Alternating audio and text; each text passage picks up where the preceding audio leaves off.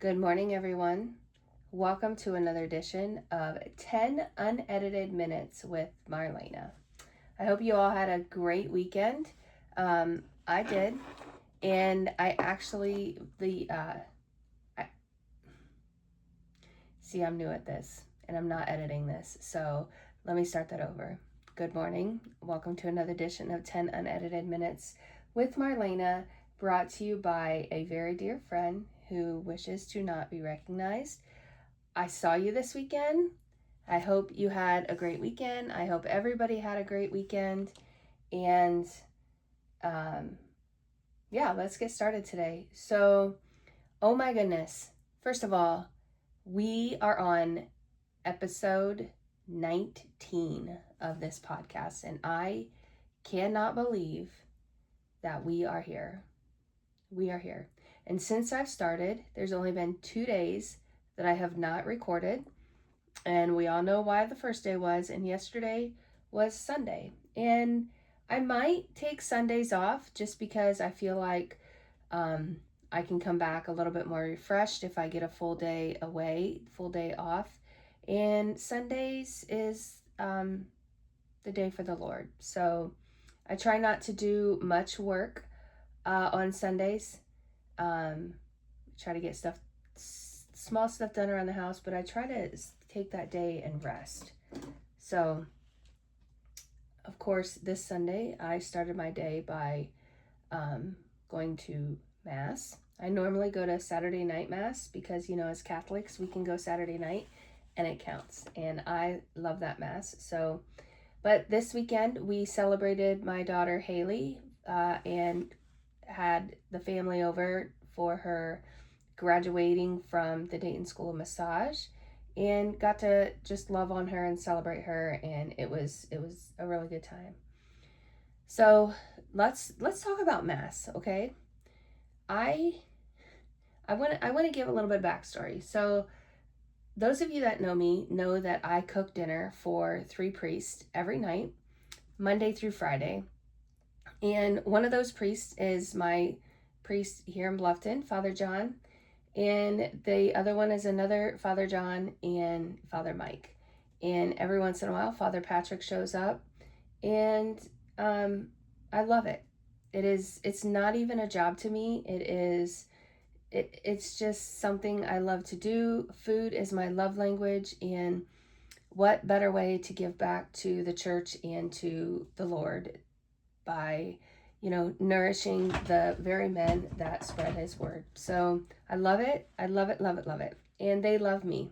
And I truly think that they're enjoying my cooking. But anyway, not to get too far off this topic.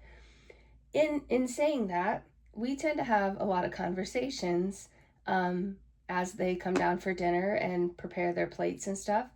And it's a lot of fun. They're 3 fun guys who joke around. They just they're just happy and like to have a good time. So the other day I am finishing up, and on Friday nights when I leave, I'm like, hey guys, hope you have a good weekend. And then Father John, I'll see you this weekend. And I said that, and then I turned around and I go, oh wait, Saturday night is confirmation Mass, isn't it? And he goes, yeah. And I said, oh, well then maybe I'll see you Sunday morning. And he stops me and he says, I have tended to notice that, whenever we have a special event like that, a lot of people try to go to another Mass. And I kind of was like, yeah. And he goes, it shouldn't be like that. We should celebrate the kids having their first communion and, the kids getting confirmed and all this stuff. And I said, you know what, you're right. That is a different perspective. But anyway, we can talk about that another day. So put that in the back of your mind. So Sunday, I didn't get up in time to go to our 8 a.m. Mass. So I had to go to 10:30. It was the last Mass of the day, last choice. And I don't feel right if I don't go to Mass on the weekends now. So my week just feels off. So I said, you have to go. So I got up, I got ready, and I'm pulling into church, and there are just a shit ton of cars around. And I'm like, my first instinct was, I was like, what is going on? And And I said, Marlena, you need to celebrate whatever it is going on. So I get into church, and it was Baccalaureate Mass for our graduating seniors. And it turns out it was actually really cool. So Father had a great sermon. We'll get into that here in a minute. But the thing that I thought was really cool was we had a young man in our community who was one of the nicest kiddos around. I didn't know him. His name was Eli, and I did not know Eli, but I know his mother. And Eli unexpectedly passed away one night. I think it's been a couple years now, and it just totally just rocked our community to its core, took everybody to our knees, and I mean everybody, the school, everybody. And that to me is a testament to who Eli is and was. He was a good kid. He loved everybody. He loved them hard. And I knew his mother. And for me, that's where I kind of grieved, because although I didn't know Eli, I know his mother was hurting really, really hard. So I love his mother. I consider her a dear friend. When I had the dough hook, she could call me up in the mornings and be like, "Hey, Marlena, I need lunch for 20 people in 2 hours. Can you make it happen?" Of course. So Laura, I just think a lot of her. We sat on the chamber board together. I think a lot of her. So anyway, Eli would have graduated this year. And it's been really cool to see how this class has honored him. I'm starting to get choked up here, and I hope I don't cry. I'm not going to cry today. So at Mass, I sat 2 pews behind Laura and her family. And during the sign of peace, all the seniors came out and gave their moms flowers and a hug. And that alone is emotional to me. I just think it's really cool that they honor their parents at this stage in their life. Well, then when they got all done, somebody came and walked up to Laura with a big vase of flowers. I said I wasn't going to cry. And handed them to her. So every one of those seniors, the way it looked, took the white rose that they had and put it in a vase and gave it to Laura. Whew. And I did not expect that. I did not wear waterproof mascara to Mass that day. And the tears were flowing. And so let's just pray for Laura and her family and that entire graduating class, because, they're graduating without one of their own. And obviously they are impacted by it. So prayers go up to them. Another thing that happened at Mass that I thought was really cool was Father's sermon. And I always feel like I have to listen a little bit extra hard to his sermon, because I if he talks about it at dinner on Monday night, I have to be able to respond, right? And I do listen to his sermon, and I always take something away from his sermons. They are always impactful to me. But I will admit, after Sunday, I tend to forget what he said, right? So today I went back. I'm totally giving this away. Today I went back on YouTube and I listened to his sermon again on our live Mass. And I did that because I knew it impacted me. I knew he said something really cool, and I knew I wanted to share it with you guys. So I wanted to get it right. So his sermon started out with a story about Da Vinci, the painter. Is it Leonardo da Vinci? See, I don't even know. Father said that he started a painting somewhere and he couldn't finish it. So he reached out to one of his students and, commissioned them to finish this painting for him. And the student was nervous. And he said, "How can I finish such great work?" And Da Vinci said, "Can't you, you should take pride in knowing that you can finish this great work and look at my work and how great it is and live up to that." Okay? And I see that in you. I believe in you and know you can do it. So Father went on to then outline how Jesus came to earth and lived as one of us. And by the way, this sermon went right along with the Ascension, and that's what we celebrated this weekend. So anyway, he talked about how Jesus came to earth and lived his life, and he was God.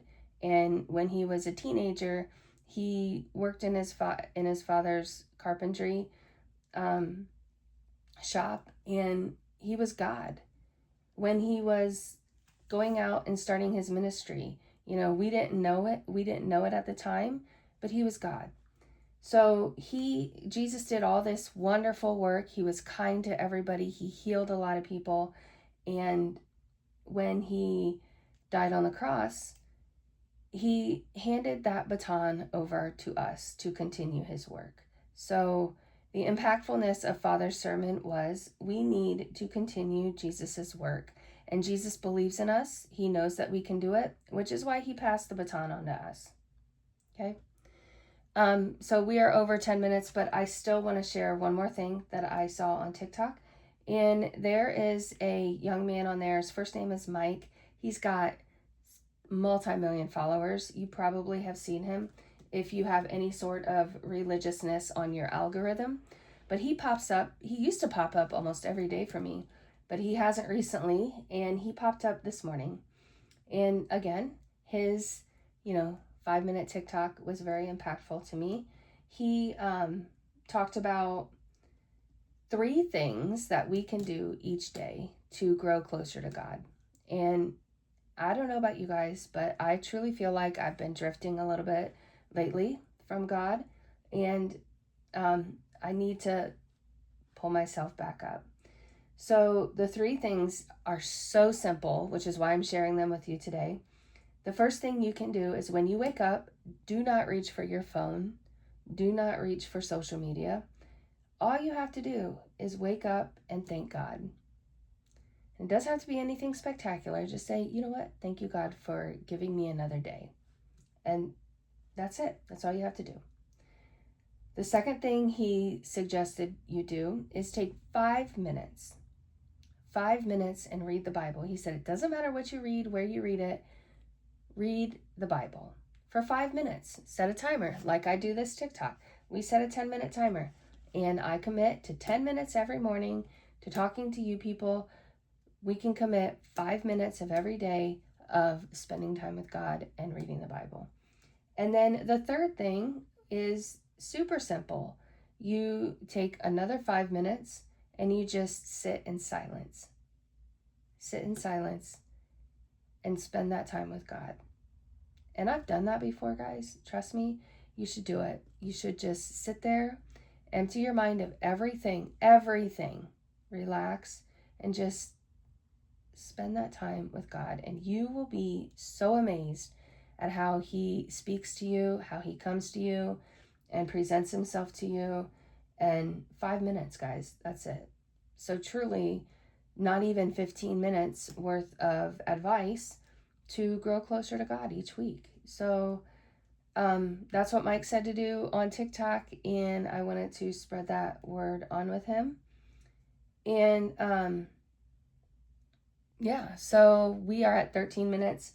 That's enough of my rambling today. We did go on TikTok live today because I knew that my podcast would not get flagged today, because I knew what I was talking about today. So you guys, I hope this is a good way for you to start your week. I hope you have a great week. I love you. Pray for me. I will pray for you. And we will see you tomorrow. Bye.